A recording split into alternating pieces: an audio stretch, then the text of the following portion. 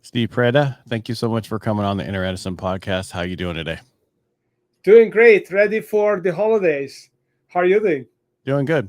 Ready for the holidays too, but I'm in Modesto, California. We're supposedly going to get like between 108 through 112 over the next week. Yeah. That's unusual for California. It happens in Virginia over here. Yeah, but we don't have the humidity, so that's the positive thing. What are you going to do? Yeah.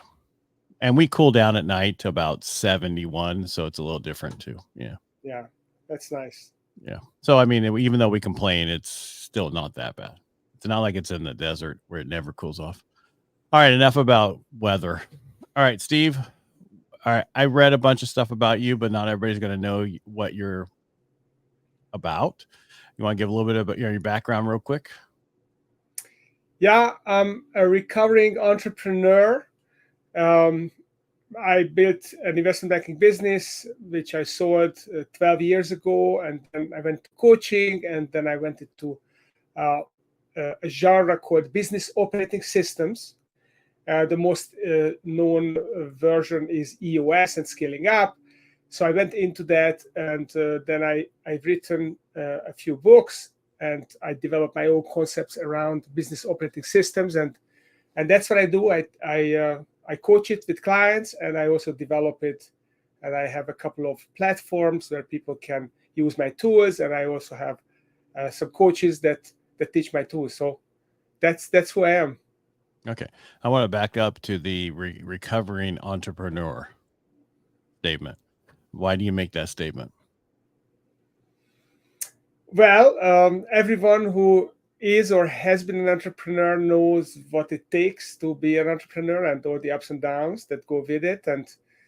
I had my fair share of trials and tribulations, and I'm still, in some ways, I am doing it again, and in some ways, I am actually benefiting from the challenges that I lived through, because now I can warn my clients what not to do, how not to follow me, and how to do it instead. Well, the show is about your greatest accomplishments come from your greatest defeats. That's how you learn anyway. But it sounds to me like everything you got going, you're still an entrepreneur. You don't work for somebody, do you? No, I'm not counting my wife. No, I don't. Yeah, well, count your wife. Yeah, but I'm just saying you are still an entrepreneur. I am. I'm just doing it on a smaller scale. I guess a fewer people that work with me, but yeah. I mean, maybe I'm not recovering. I'm still Maybe you're pathological. or just you've learned how to do it better now versus the way you did it before. Cause it sounds to me like you're very selective on what you do and who you work with, where I assume before the company you built it and sold it, it wasn't as specific niche down as much as it is now. Am I right or wrong? Yeah, I mean, yeah, you're probably right. I mean, it wasn't as niched, and that the reason for that was because I was also working in a much smaller market, an insular market. I was in Hungary, which is 9.5 million people, and speaking a very weird language, which creates a natural barrier.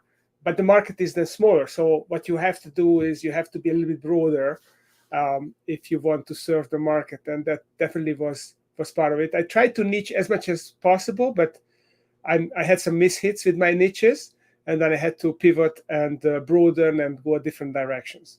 Yeah, that's a very small market. I mean, and because 9 million, I mean, I'm in California, we have 40 million people living in the state that we know of.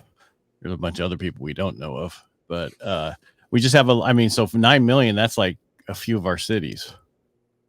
So Yeah, it is a small market, but yeah, but the advantage of being in a small insular market is that the competition is a lot sparser, so you can basically try things that nobody else tried before, and you can stand out much easier, and therefore it's easier to get started and to grow to a certain size.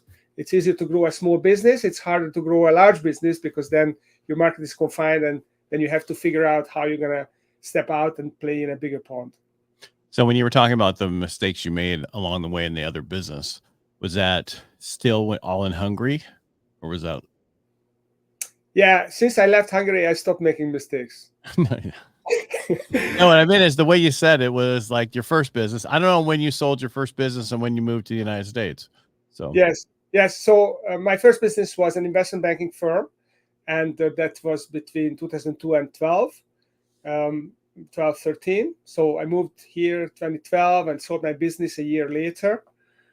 And then I became a coach. And initially, I was just working as a solopreneur coach. And then later, I started building my business. And so I'm kind of back in another business, which I never thought I would be. And of course, I keep making mistakes even now. So it's see, not. let's go back there. I know you're used to just talking, but I'm interrupting. You said you didn't want to do this again. You didn't think you'd do it again. I did want to do it, but I didn't think I would find something which I would be passionate enough to do it. And basically, I was 45 when I sold my first business, and initially it was just trying to find my footing here and raise my kids, and that was the focus, and figure out how the country works and how the market works over here. And then I always thought about Ray Kroc, who started his business when he was 53, and I thought that's kind of the final frontier. If I want to start another business, it's gonna be before the age of 53. And when I passed 53, I thought, okay, the ship has sailed. I'm not gonna do it. And lo and behold, last year I changed my mind. I said, okay, I'm a couple of years older than Ray Kroc, but maybe I'm in better shape because I don't eat as many hamburgers. And maybe I can still do it. So that's how it happened. Yeah, but Ray Kroc back then, I mean, those you're old back then, you were old at 30. I mean, look at our parents and other people's parents and how we are now. We don't look, most of us work out and exercise, take care of ourselves. Not all of us, because according to what I hear in the United States, 3/4 of the people are overweight. But I mean, age is just a number anymore. It's so there's people starting businesses at 60 and later. So I don't think you can put an age on a starting of something anymore just because of how things are different. You're talking my language. Thank you, Ed. No problem. I'm trying to help you here. So what made you so passionate about this new thing that you found?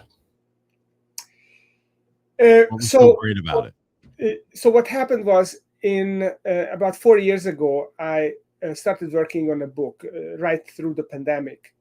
And I started working on a book that I had wanted to write for a long time, but I just didn't get around to it. But the pandemic basically stopped everything, no more travel, and I had a lot of free time on my hands. I said, okay, this is the time. And this was about my experiences as an investment banker and how, what we did to help companies find investors and to grow them and figure out their strategy. And while I was researching this book, I stumbled upon a statistics, which is that there are about 1.7 million small to medium-sized businesses in the US, 10 to 250 employees, and about 185,000 of these businesses disappear each year. So essentially, these companies go out of business, or they cannot stay independent, they get acquired, or they have to fold, or the transition doesn't work, or get disrupted. So essentially, all these companies disappear, and all those employees that work for these companies, they have to find another job. And I thought that this is kind of a pandemic for businesses. I call it business COVID. And I got very passionate about the idea of there's got to be a way to eradicate business COVID. And at the time, I was an EOS implementer, which is an operating system helping small businesses execute better. And I really liked the idea, and I thought that this idea could be expanded, not just execution, but strategy as well, and it could be refined further. And that's what I've been working on, and that's what I'm passionate about. I think that all those businesses can be saved if you have the right people in the right seats, and you got the right strategic plan for them, and they have a good execution cadence, and they figure out their differentiating strategy. Then they can all pivot, and if they get disrupted, they go a different direction. If you've got the right people, they figure out what to do. They organize themselves well. They can transition to the next generation. So essentially, we can eradicate business COVID. And I did the math. If you eradicated business COVID, that would add 4% to our annual GDP growth in the US, and it would add a couple million jobs every year. So it would create tremendous growth and prosperity for everyone in America and beyond. So that would work in other countries too. So how do you get rid of it? Because you made a statement about what would happen, but you didn't say how do you do it to make sure that this doesn't happen. You do it by giving the tools to the leaders of these businesses so that they can run their businesses better. And because I read your thing, there was something about 5 principles or something, but what are the tools that you're talking about? So the most important tools, the first set of tools are executions. How do you run a business? How do you run it better? So how do you attract and how do you motivate the right people and make sure that you're organized well, you got the right functions and people are focusing on the right things? So that's the first thing, the people. Then the second. Hold on. How do you find the people? You have to be attractive to them. You have to attract them to you. You have to full set of hair like we don't have. Is that what you're talking about? I don't think it's enough, unfortunately, and luckily, because then I would be in big trouble. So it's not about physical attraction. I have the same thing, so don't worry. That's why I said it. I have to wear a hat as well. I'm outside a lot, so that's why I wear a hat. So anyway, so the point is that people complain that there are not enough people and they are not smart enough and they don't want to work. And I think in most cases, it's not that. The problem is that the companies are not attractive enough for those people. The companies don't do meaningful enough things. So for people to want to work for those companies. When you say meaningful things, are you talking about what they're putting the money towards? What do you mean by meaningful things? They don't articulate why they exist and what they are trying to achieve. They just do a trade because they see other people do it, but they don't articulate how it's unique and how it creates a positive impact in the world. So I give you an example. I have a client in Los Angeles, actually, California, and they are a plastic surgery. And their why, the way they articulate the why, is they want to empower people to reach their highest potential. Because a lot of people, when they have a crooked nose, they don't want to be in pictures, they don't want to put themselves forward, they don't feel confident to lead. And by fixing their face, they empower them so that they can be their best self and they can go out and they can be successful. Steve, so what you're saying is that the company hasn't said what their why is and why they're doing what they're doing. I took it as like they didn't have like we're going to give so much towards veterans or so much towards the ocean or, those type of things. That's what I was trying to understand what you were talking about. So you're talking about they have not figured out why they're doing their stuff and niching who they are going to go after. So this is one element. The other element is the core value. So what is the culture of this business about? What do we stand for? And what are the behaviors that we embrace? So that's also very important. For example, this client of mine, one of their core values is loyal to the truth. And I love it. It means that if they cannot help someone, they will tell them. If they make a mistake, they will be truthful and they will tell the patient so that they know exactly where they stand and they can make the right decisions to move forward. So that is important, to have the right culture and to have the right motives to attract the right people, and then you can find good people. And obviously then you have to lead them well so that they feel like it's the right place that they want to work. And there are many other elements, but attracting the right people is a very important element. All right. Well, that was one of the things, right? One of the tools that you have to have, but still I just have a question. In Hungary, was it easier? Did you have the same problems in Hungary as you do here with getting people? Or is it a United States problem? Like it wasn't as competitive a market for selling things. It was also not as competitive a market for attracting people. So in some ways it was easier because people were hungrier You just had to be a little bit better, and you could attract people. I guess now it's harder there as well.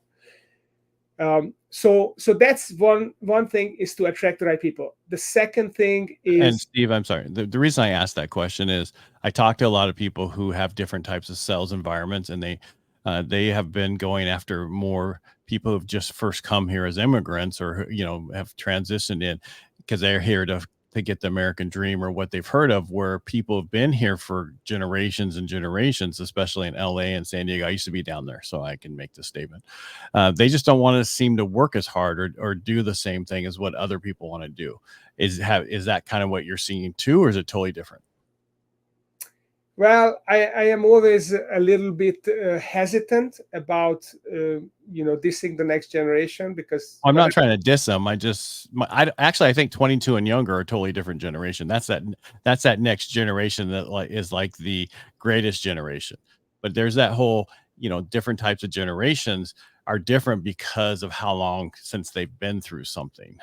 Right. You have the greatest generation, then you have the boomers, then you have the X's, and then you have the current one. And then you have 22 and younger, which just seems like they're more like the greatest generation, where they're like, hey, let's get this thing done now. But there is that period of time, and it's not anything against them. It was done by us and the parents. So. Yeah. I mean, every generation has slightly different motivations, and that will drive them in a different way. But I don't actually believe that any generation is necessarily better, other than mine. Obviously, we were born in 1967. We are the best. But other than that, I think all generations are okay. I mean, the boomers. That started at 1965 and older. Just so you know. Okay, all right. I'll give you some allowance there. No, I'm just telling you, that's that generation that starts at that date. Sorry. Yeah, that's the Gen X. Gen X started in 1965. So yeah, I mean, our parents, they came after the war. They grew up at the war. They had a different motivation. They just wanted, to live in a peaceful and prosperous society. The Gen X's, we wanted to be perhaps more international. I want to travel more. And then people after COVID, they are afraid of recessions and stuff like that. They may be more cautious. I mean, I'm not an expert on this, but I believe that in every generation, in fact, what I see is that there is always more potential in people than companies can tap into. So it's not a lack of potential. It's about a lack of the ability of the companies to catalyze that potential and to harness this for the purpose of the business. That's the bottleneck. And if you listen to all the social media and everything out there, that basically they're saying that everybody wants to work for themselves and not work 9 to 5. But as we can find, not everybody can work for themselves. Not everybody wants that kind of situation. I think it's just the same. It's been there. It's more of our face now through social media than any other time. Yeah, I mean, people. And when I make statements, Steve, you don't have to agree or disagree. It doesn't matter. I'm just what I'm seeing on my side, and that's just what I see. And I'm not always right. I know that for a fact. And my wife will tell me that. So don't you worry. I don't disagree with you. I would just frame it slightly differently. I think people want to work for good bosses. And if they can't find a good boss, they think that they are still better than any other boss they can find. So they will want to work for themselves. But if they did find a good boss, a good person that they would want to follow, that would inspire them, I think they would be happy to work for that person. And they still are.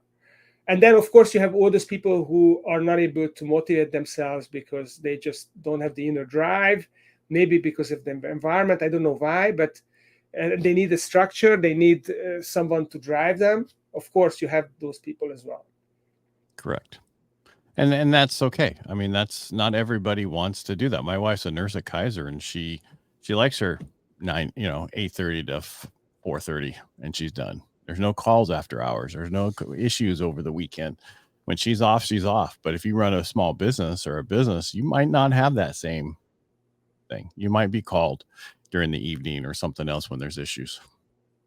And you need you want someone in the family that can actually tend to the family as well. I mean, the kids also need to be looked after and helped. And if you're always pulled in different direction by your business, then your family is going to suffer. So I think that's important to recognize as well.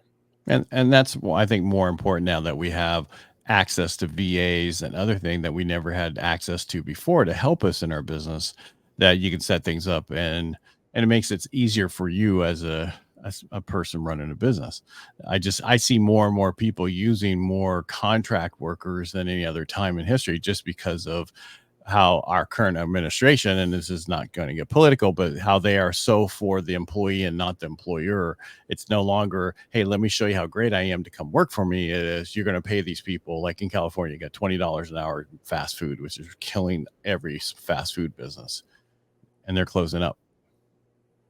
Yeah, I mean, it's very competitive. It's a global economy, and I tell my kids as well that, listen, if you want to be successful, you have to be smarter and work harder. And if you don't want to work harder than people in the Philippines, then you at least have to be smarter than them, and you have to use AI better, and you have to communicate better, but you have to do something better because it's a global economy, and no one protects you just because there's a minimum wage in this country.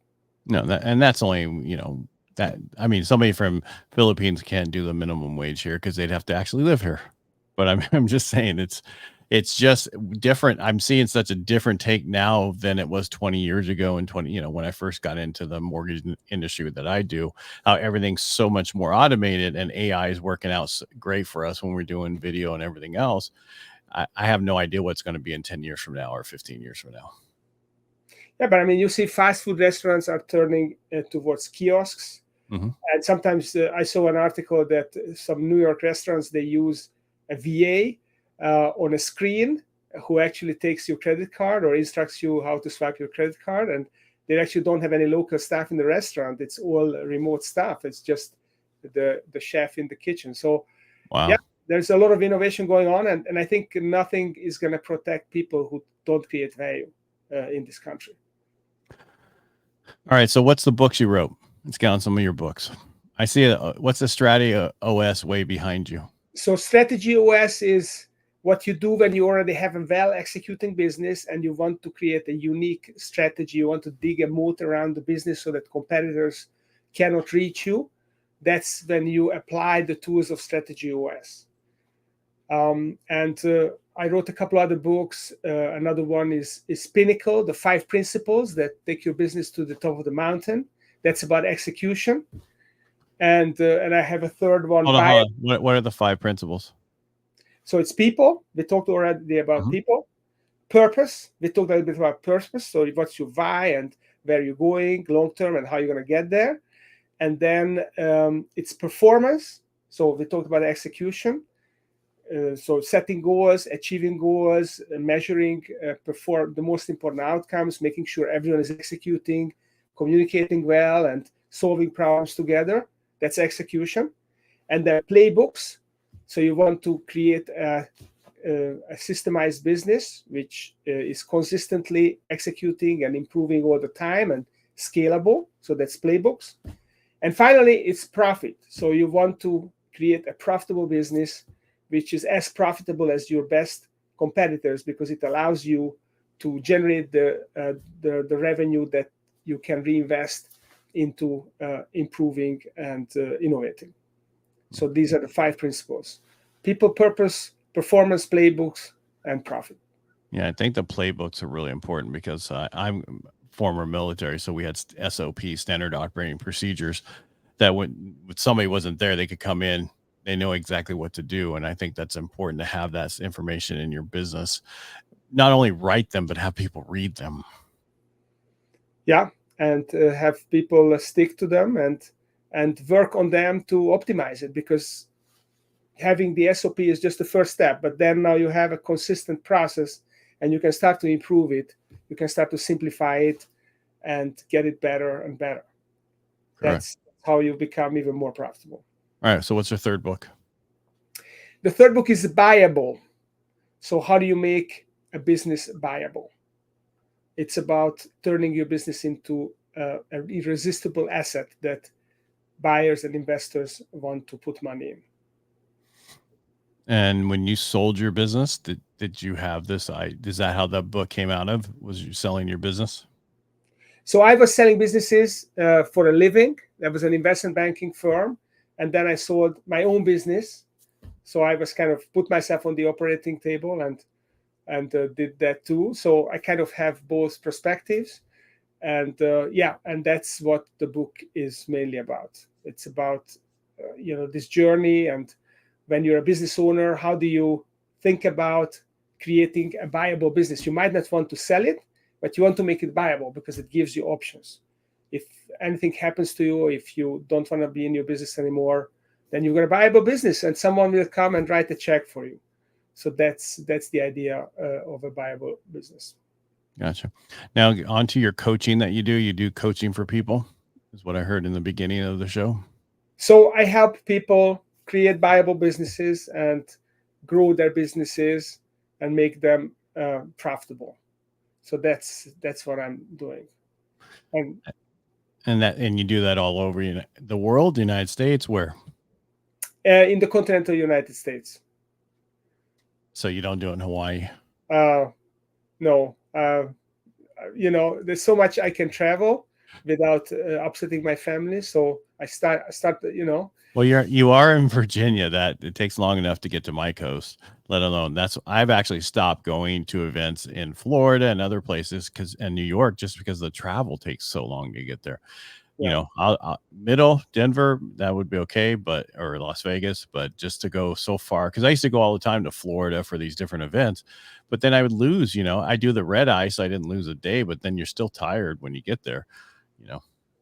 Yeah. Luckily, I can work on the plane. I don't take red eyes, so I fly during the day, and I can work really well on the plane. So that helps. But you're right. I mean, definitely the travel takes a toll on you. Yes, it does. Steve, thanks so much for coming on the show today. Is there anything else you want to say before we go, or tell people how to find you? You can find me on stevepreda.com. Preda spelled with an E, Preda, not a fashion brand yet. And just go to stevepreda.com, and you can also find me on Amazon. Again, Steve Preda, and you can check out my books there. And if you come on my website, there are a lot of free goodies. There are tools from my books and my systems. There's a free trial to a platform where you can learn all that you need to do in order to make your business fast growing, high profit, and self-managing. And we'll put all these things in the show notes for people so they can go to it for you, Steve. So don't worry about that. And what's nice is you have, like me, this last name that's very unique so that you're able to get your name. Yeah, I definitely got the domain, stevepreda.com. Check it out. Yeah. So, I mean, because branding, there's two things when you brand. There's your company and then there's you. And there's totally two separate brands. And most people don't understand that. You need to build your brand, your name, as much as you build a company, or if not more.